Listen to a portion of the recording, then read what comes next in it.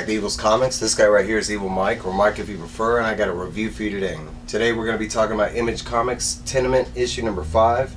It is written by Jeff Lemire, art by Andrea Sorrentino, colors by Dave Stewart, and letters by Steve Wands, and this is the 20th anniversary Walking Dead cover if you're interested. Before we get started, please like, comment, subscribe on this guy's channel. Hit the bell, you never know when I'm going to be dropping videos. It'll keep you in tune. Alright, so let's get into it. So Tenement, part of the Bone Orchard mythos. If you are not caught up, I have reviewed like the first 4 issues. I highly suggest like checking those out. We're the 5th issue in, but basically we are in Felix's apartment.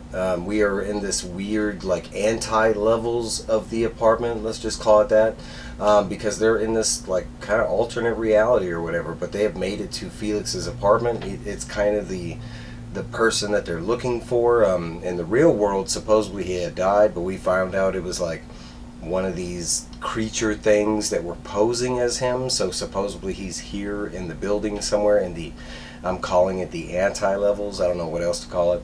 But the whole group is in Felix's apartment. We got Gary. He's our book's naysayer, but he's basically going around and he's like, yeah, there's got to be something up to Felix. Even when Felix was alive, he was the one that was complaining about that, Felix was making loud noises and doing weird things in his apartment, but he's been the naysayer the whole journey kind of thing. We have this moment where Isaac is drawn to this one door. There's no rhyme or reason to it, but we kind of see that there is something behind the door, because the next page is this massive spread like hinting at the door. Next we jump over to Bob and his wife. She has cancer, so they're taking the moment to get her some rest. They've been on the run since they've gone into the anti-levels. But they have this moment basically because in the last issue, Bob and her, Bob came clean with her and told her the truth about how he's been gambling, trying to keep them afloat while she was sick. And it's that moment like, hey, I love you, I don't care what we're going through, but hey, from this point on, even though I'm dying, let's stick to the truth kind of thing. While this is going on, Isaac's mom's in the background and she's trying to find some meds for Bob's sick wife, trying to ease the pain or something. Of course they won't have like cancer medication, but something to ease the pain.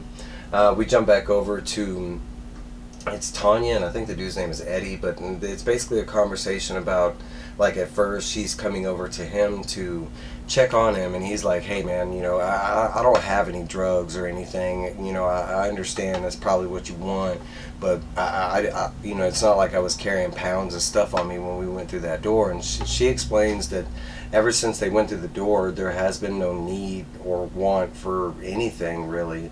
And she kind of explains that in her life this has been the best and most peaceful part of her life kind of thing. And he expresses like that's kind of weird that this place like gave her this serenity or whatever, like that, and she's happy with that. And he ends up leaving. We go back to Isaac and his mom's still looking for the medication, and eventually she's drawn to that door looking for the medication. Isaac warns her not to go in there. He can't really explain why, but there's something bad on the other side of the door. She says screw it, she's looking for the medicine. There has to be some kind of medicine in this old man's apartment. And she goes inside the door, and when we go in there is nothing fascinating at first. But the little boy is drawn to the drain within the tub, and the book kind of highlights that there is something down there. Maybe it's the next level to the anti-levels. Gary, we're going back to him, but he is still he still believes that there's some kind of like mythical magical stuff that this dude was into, and he believes that there's something hidden. And sure enough, he moves the bookcase and he does find a door back here. They go into this door, and Gary's kind of disappointed. He was thinking it was going to be another passageway or something, but it's just a room with all kind of like paper and articles and stuff like that. But basically we see a couple of important things, because all this stuff, even that, is on the wall. But we get to this picture right here, and basically Tanya mentions this name, and it's Ursula, U-S-U-U-L. I'll try and put it here if I can remember. At the same time that she mentions that name, we have Isaac back in that bathroom by the tub, and he mentions the same name at the same moment, and you can see from the spread that it's, you know, there's something tied to that name kind of thing. As soon as this goes on, there's no rhyme or reason on why they both know this name as far as the book letting is on, but it activates the trap that Gary believed was in the room, because all of a sudden those things start coming up from the little of like floorboards, and they start coming after everybody. Isaac screams at everybody to follow him into the bathroom, that he believes he's found the next, you know, route out of this way down into the ante-levels. And sure enough, as soon as they go in the bathroom has changed. There's all these, like, you know, markings, it looks like in blood on the wall and stuff like that. And eventually he tells everybody that they need to get in the bathroom and that they have to trust him.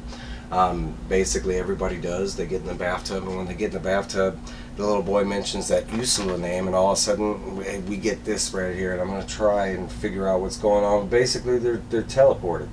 You know, it shows all that stuff coming from them from there. It shows that bathroom, and it shows them in the tub, and it looks like they're falling through to the next level of this anti-level. We get a couple images like this, Isaac looking for his mom, of course, you know. In the next couple images, I don't have a lot of explanation, because this is what it looks like to me. It's like a whole bunch of different massive brains, and it does look like there's like substance, but it also looks wet, and you'll see his sandals, there's kind of ripples in the sandals. But the last thing the book shows us is, you know, Isaac looking around. He turns around and he hears something familiar, and it turns out to be Felix, and he is thanking God that they have found him, because he has been lost here and he can't figure his way out.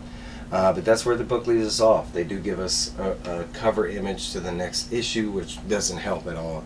But that is this issue. I'm still loving this. This is fantastic. I mean, the way it's going, and their whole journey down into this anti-level apartment thing to find this dude. We just found him. We're almost halfway done. So, I don't know.